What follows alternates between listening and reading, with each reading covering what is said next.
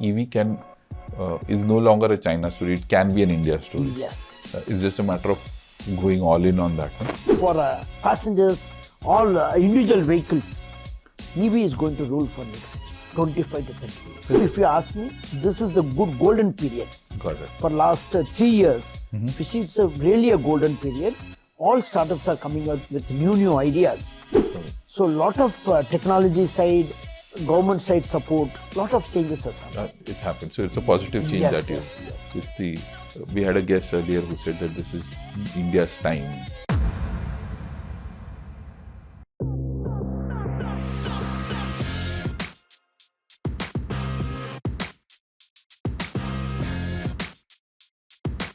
And you started in 2018, if I remember right?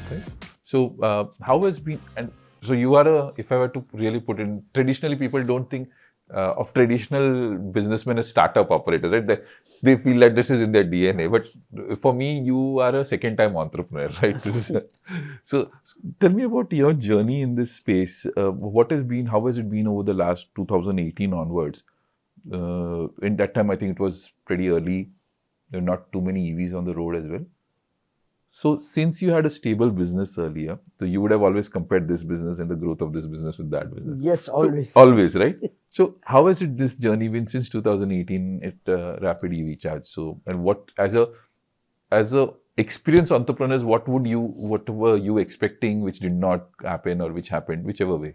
What's your view? To be very frank on this, I have to take a few names who came into the complete group of the company. What happened is, after starting this, I was started thinking that I have come to a place where I was not expecting what will be done next.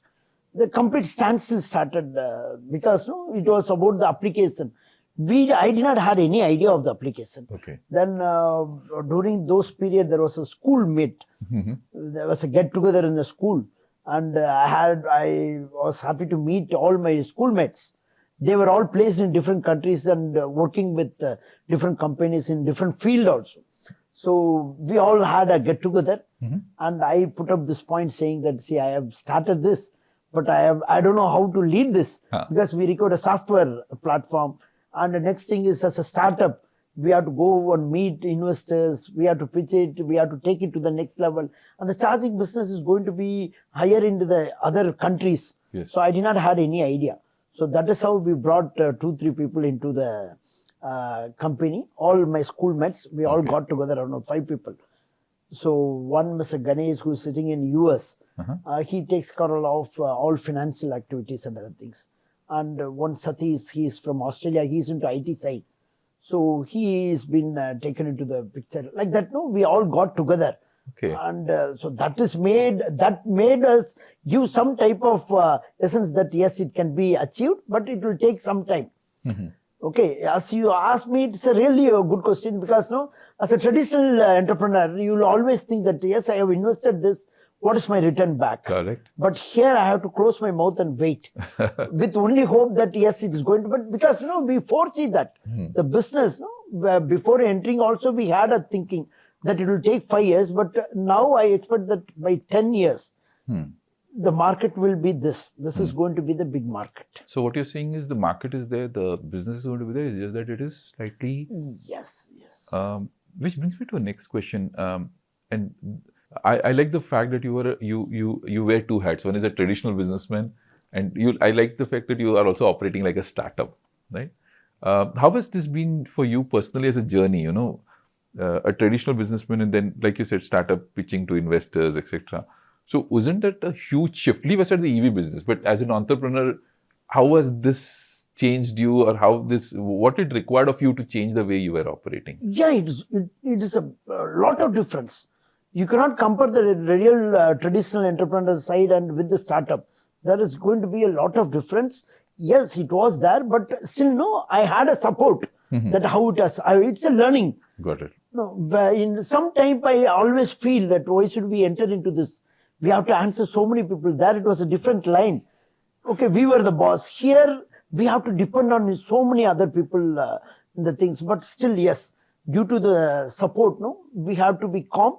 But for a startup, if you ask me, this is the good golden period. Got it. For last 3 years, if you see, it's really a golden period. All startups are coming out with new ideas.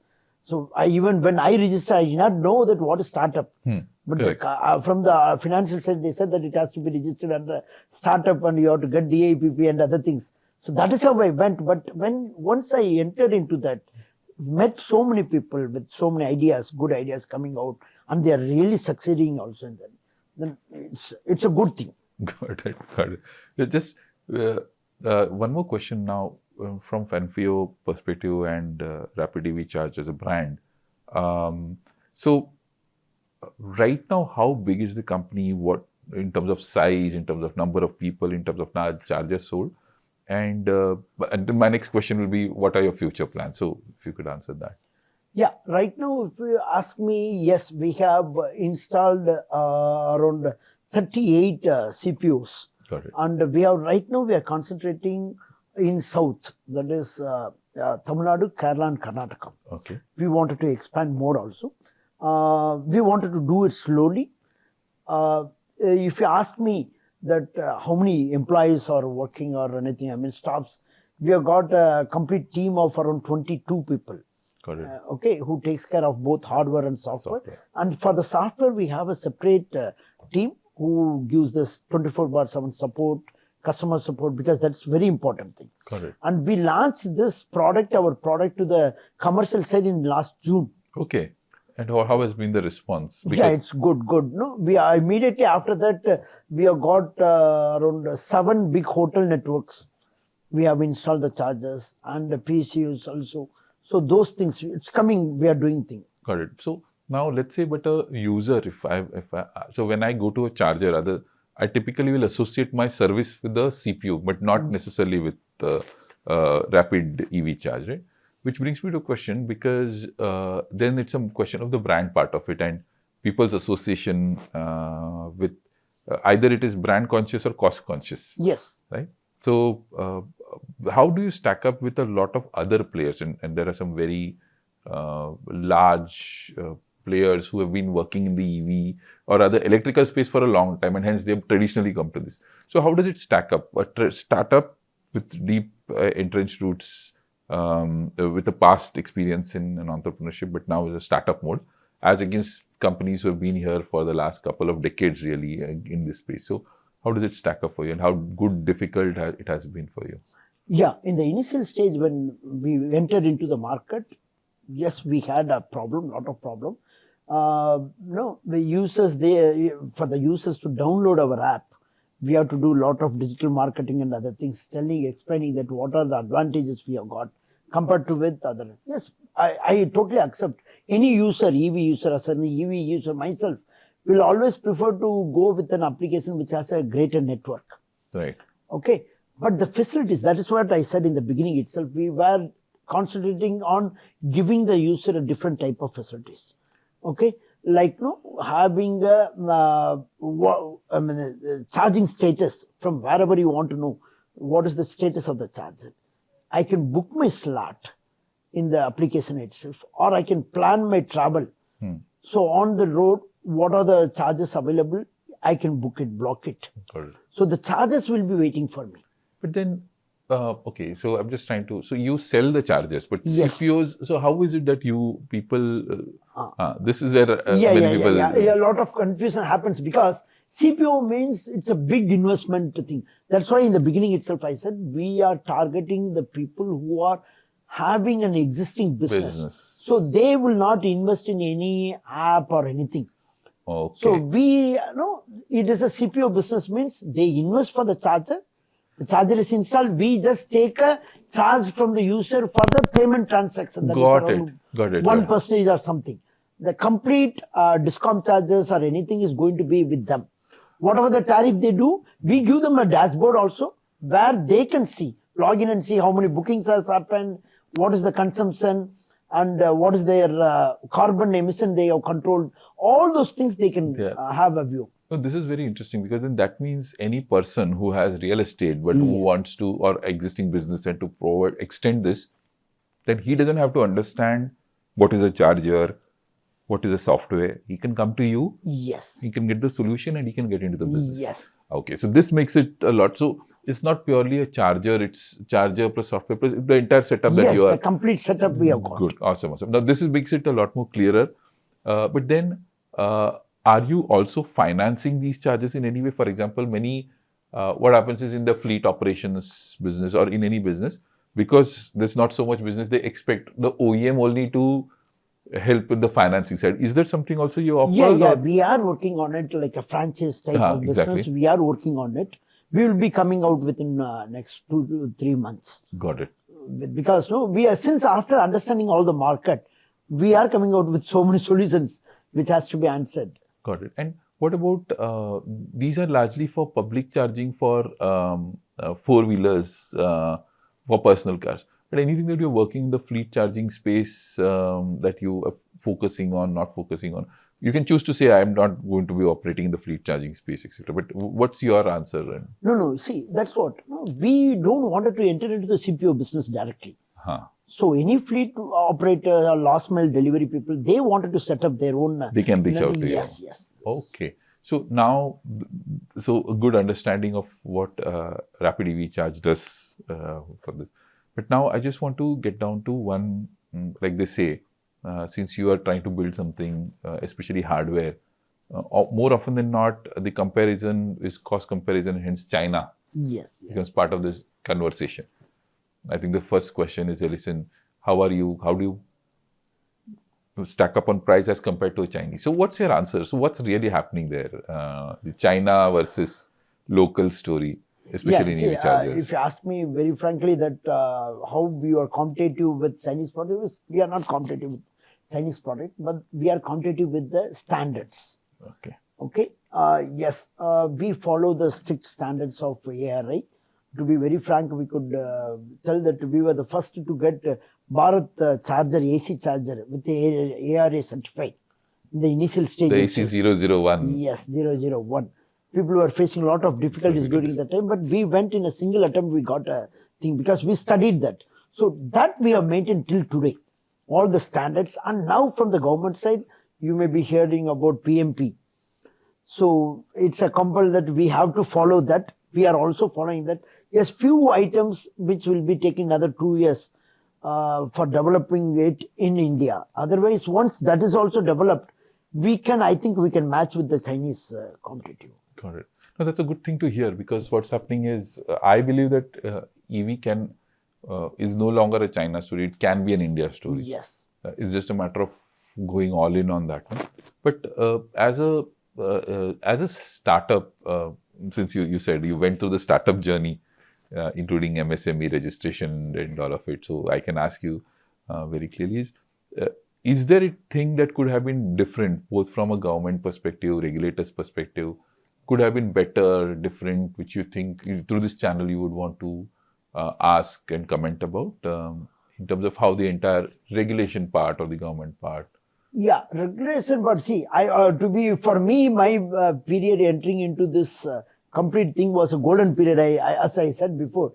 Before that, there was a lot of issues, but now it has been regulated and everywhere things are being educated to the new people, entrepreneurs who wanted to enter into the business. Yes, certain things like being too strict to the follow all those standards, they have to give us some time. See, all manufacturers, they are ready to start doing it in-house or in India itself. But we wanted to have proper supplies. Then we could create a network. But yes, that also we have taken that as a big issue with the government, and they have understood, and it has been addressed now. Got it. So that delayed around 6 to 7 months time for all the tenders to be released also. But now that is also been addressed. Sorted. And what about anything else other than this? Any other points of view you felt that, listen, if this was in place purely by the government, it could have been a lot better, be it state government or central government, or be it by other regulators, RI or others? Anything? So how was your experience with RI? I mean, that is one experience. No, RI was really, really good. They were very kind. and they follow all the standards. And we were allowed freely. Normally in other places they don't allow, but here they allowed us freely to see that what are the type of testings they do, because we have to understand that. Got it. They explained us that what are the standards, they will be following it, and then we prepared ourselves, and when we went, it was a great thing. So that was the more important thing. You cannot give just a standard list and ask us to manufacture. But they gave us the complete, took a tour itself, showing that these are the things which has to be met. If all these things are met, then it can be. we did not have any problem in getting things. Once all the standards were met, it was really a great thing. So which now brings me to another comparison between what you did earlier. Has the manufacturing ecosystem or the entrepreneurial ecosystem in India, is it different? Because 15 years ago you set up something and now you're doing, it's almost like you are reliving the entire thing all over again. How is it different between now and the earlier times setting up? Totally different. Why do you say that? See, in our time, we have to go and follow for each and everything. Like you can take the taxation system, the submitting, the company compulsions, what all the things we have to submit every month. Those things were in a huge, difficult task. But today it's totally different. Anybody with a little knowledge, he can run an entrepreneur, start a business, and he can do it. So it has come to his hand. From the office, he can log into any official government official sites, and he can put an application for it, and he gets a reply. So there is a lot of difference. And regarding the manufacturer side also, the equipments, what we think, we thought we will not be able to get 15 years before for manufacturing. Today, it is available everywhere. So a lot of technology side, government side support, lot of changes has happened. It's happened. So it's a positive change we had a guest earlier who said that this is India's time. Yes. It is. But let's go in the future. 5 years from now, RapidEVcharge, where do you see yourself as an individual and yourself as a company, and what are your growth plans from here onwards? See, we wanted to create a complete EV charging ecosystem. That is our main motive. But what part we are going to take, how we are going to achieve that, we have a complete clear plan, vision and other things. We are not targeting a big, huge companies for going and asking for the support. We wanted to bring with lot of entrepreneurs. They have seen, you could have seen people not getting license for Bharat Petroleum or IOCL to set up in their place. They would have got a real estate. And this all depends on the real estate side. Correct. Okay, and everybody has land, minimal land. It's not the land what you record for a petrol bunk. It's a small 2 parking places enough. Okay, for those people, it is going to be a different thing. Got it. Who had an aspiration for getting a petrol bunk license, they can switch on to this. We are targeting. So that is how we are going to take this entire system to a different level, targeting to those people who are eagerly to do some business. So that will create us a big network. We wanted to achieve become a fast growing charger suppliers, and the brand RapidEVcharge with a lot of users, giving them a lot of facilities. So that is our aim. We are working on that. And and anything outside of this core business of charging, are you planning to move into other different types of businesses, aligned businesses? No, right now, we are strict to it. You're strict. So that's a core focus that you want to get into the chargers. But another point of view which I want to ask about is then, don't you get scared about concepts like hydrogen coming? Because that's the brouhaha that people talk about, right? So what's your take on it? If you ask me, yes, EV is going to be another 30 years. It's going to rule. No, for India. Because we have taken a long step, hard time to convert the customer from ICU engine to EV. Because it's not, they had a lot of doubts. How it is going to happen, what all the things. And we have taken this technology to the customer, saying that it's a very simple technology. Right. The main core is that, see, in ICU engine you have got so many parts. This vehicle has only few parts. So when you tell them that it's a smaller technology, it's a quite fast technology to be adapted, they are coming out. But this cannot be done with the hydrogen and other things. There, the existing technology is going to be upgraded with few more parts coming in. Got it. And people have to see, they will have thinking over that. For a commercial vehicles, yes, big, heavy vehicles and other things, it can succeed. But for passengers, all individual vehicles, EV is going to rule for next 25 to 30 years. Got it. Now, one more question was around, and this is specific to the kind of, like you said, right? There's your spread is largely in the south, and you're trying to go in the north. And India being a country of 35 countries put together, really speaking, if you were to really put it, what we see in the US market, there's a lot of regionalization in terms of the ecosystem players also, or even sometimes the app for technology. Is that also happening in India? And I'm just using your case in point, but what's your take on it? No, we don't see that. We don't see that. We have got a lot of inquiry from north and the eastern side. They wanted to come into this business as a CPO. But we know in the initial stage, we don't want to put a long step going up. Wherever we are concentrating right now, we wanted to give more importance to those users. So let us learn from here and then expand everywhere. Got it. So that is the reason. I think all charger manufacturers do the same thing on the CPOs. No? They don't want to, I cannot answer a customer in Lucknow sitting in Coimbatore that they face a problem. So the market itself is in the initial stage.